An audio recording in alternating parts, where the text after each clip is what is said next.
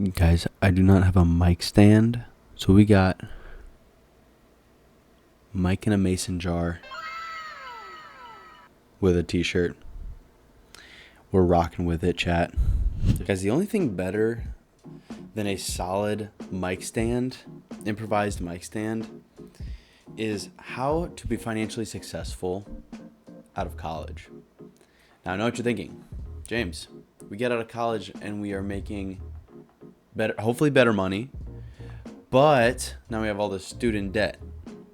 How are we supposed to be financially successful? Well, I'll tell you with these 7 easy-ish steps.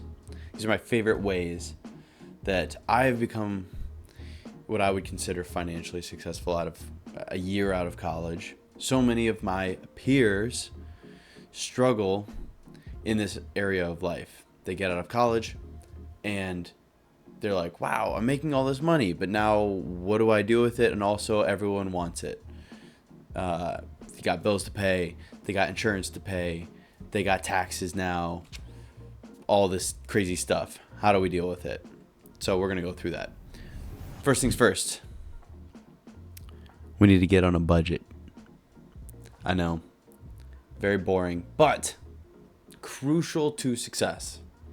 I cannot stress to you enough how much a budget written out at the beginning of every month has improved our financial well-being. There's so many different expenses to real life that were not present in college, and there's not mom and dad to just like figure it out for you.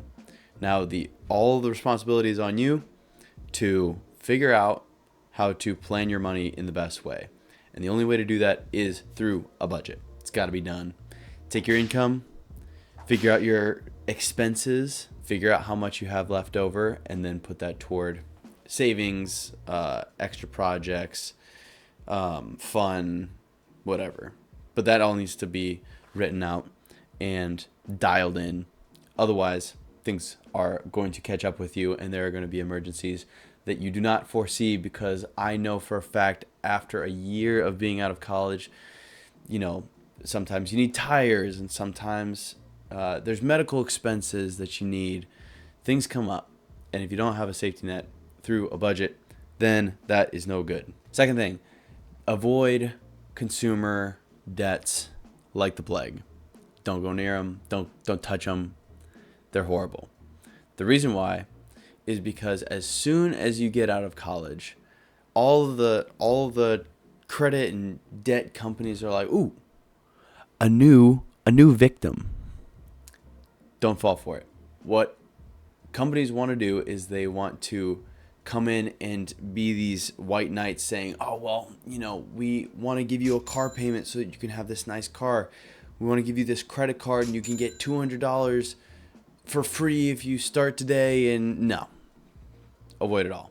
Reliance on credit cards and debt in any form is why so many people out of college get buried in a financial situation that they can't get out of. If you're graduating college and if you have no student debt, you are in a very, very privileged position. That was the position that I was almost in. My parents and my grandparents and myself all pitched in for my college experience. And by the time I got out of college and was married, I had no student debt left, and neither did my wife. And so that set us up hugely for success. And I understand that that's not everyone's experience. Consumer debt, it's a no-go. Try to avoid it at all costs. Thirdly, live within your means. This is part of budgeting.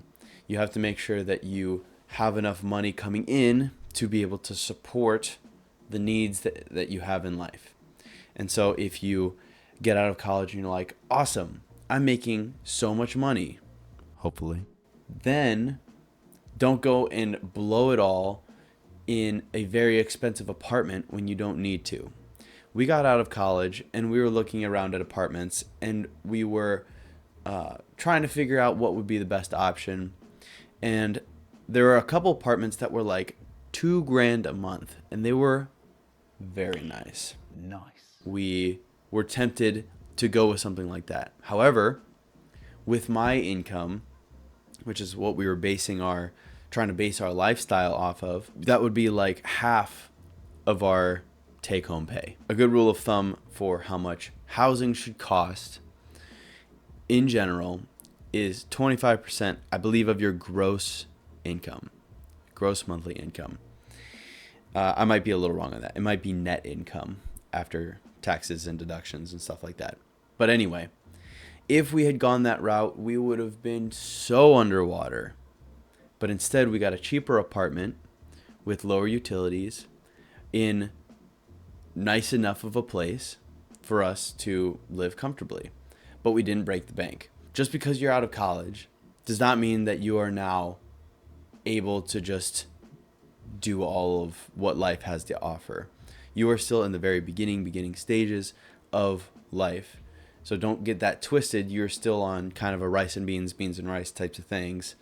Expensive apartments, expensive cars, expensive lifestyle is not necessarily in the cards.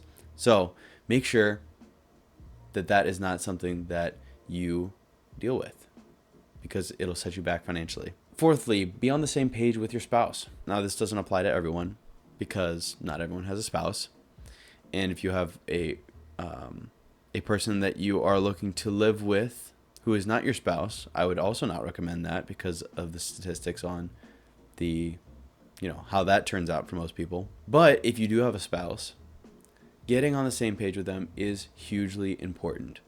I can't imagine what it would be like if my wife and I had different views about what we wanted life to look like, and if we clashed on that on a regular basis. You and your spouse, biblically speaking, become one.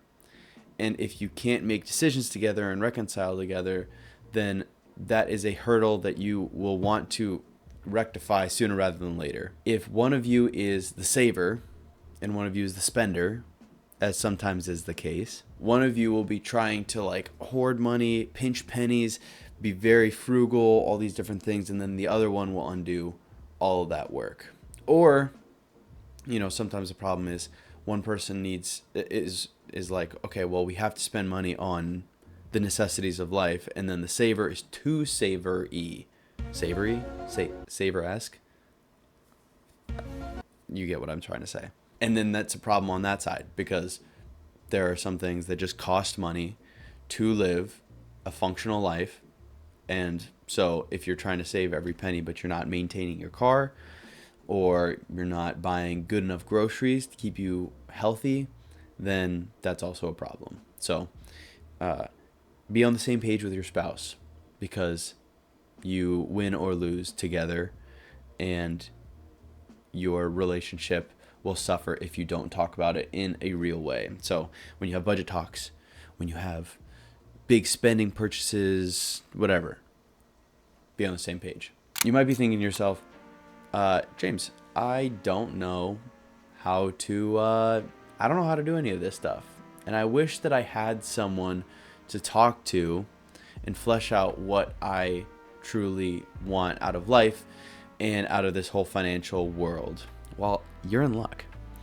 I actually started a financial coaching business earlier this year to help young people, particularly young men, get control of their finances and start budgeting in a real way. And so we go over what a debt payoff system looks like, what a budget looks like, how to minimize monthly expenses, and financial pitfalls that people might fall into. And so if that is something that's interesting to you, then I have a discovery call link in the description. You can schedule a call with me, and we can talk through more of what financial coaching looks like. So if that's something that's interesting to you, then hit me up and schedule something. Number 5 is learn before you earn. This is a phrase that I'm sure it didn't come from him, but this is where I got it. Alex Hormozy, who's one of my major influences in the financial and business space.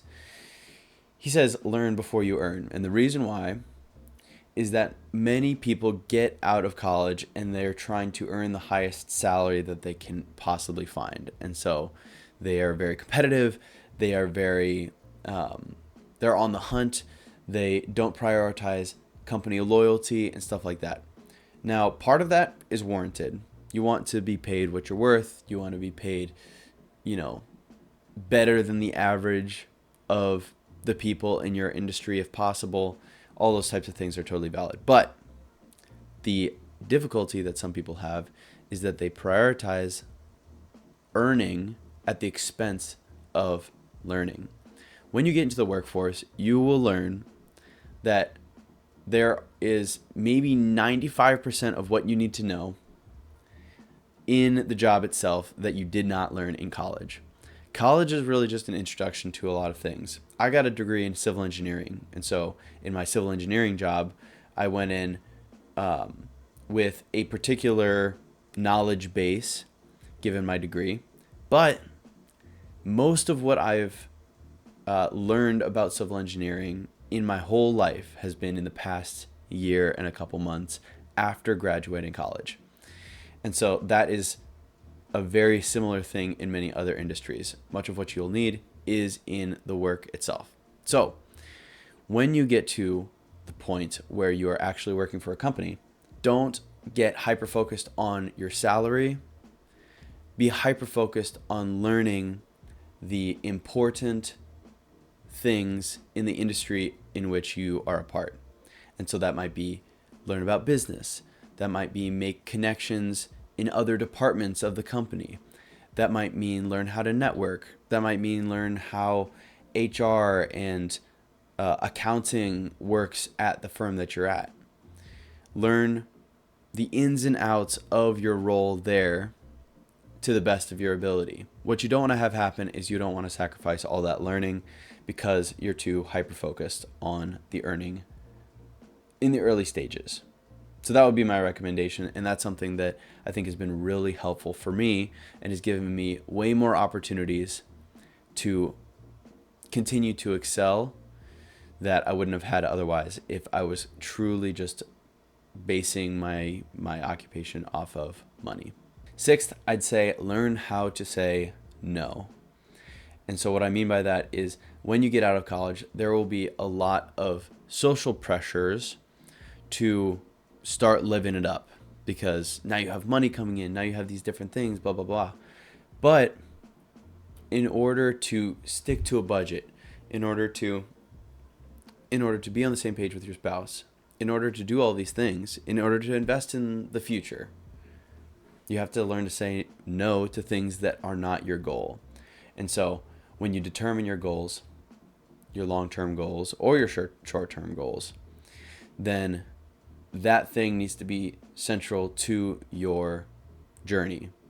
And so if you're sacrificing the path to that journey for going out with your friends and bar hopping, then consider whether that's the best use of your time or not. And so learn how to say no. It's going to save you money. It'll save you time. It'll save you energy. It's a very important skill regardless of where you end up. And lastly, I want to end on a lighter note. Enjoy the journey that you're on. You'll never have more freedom than you do right now. Right after college, you now have the earning potential to make a solid life for yourself, solid income. Even if you have student debts and those types of things, you're in a fantastic position. You're also in a position where you have the least responsibility and the most freedom. You probably don't, I got out of college and I got married pretty quick. So I didn't have this so much. But for most people, they get out of college and they don't have a wife or a spouse. And so they're just on their own. And that's totally fine. That's totally normal. But what also comes with that is you have infinite time. You can do whatever you want. And so learn to enjoy that journey. You have so much time, more time than you'll ever have, less responsibility than you'll ever have. Don't sacrifice it. You know, you want to have life experiences, you want to enjoy life, those types of things. You want to be smart while doing it financially, but enjoy that journey. This is a really unique part of life, and don't rush through it and miss, sometimes we can miss the experiences of life because we're moving too fast and we are trying to get to the next stage, and then we're old and decrepit, and it doesn't matter whether we have a boatload of money or not. We're old now and we didn't experience life. So experience life, be smart about it, and be financially secure in what you're doing so that you can enjoy life to the fullest. All right, guys, thanks for watching. Hopefully that was helpful. Let me know if any of those resonated with you, and I'll catch you in the next one.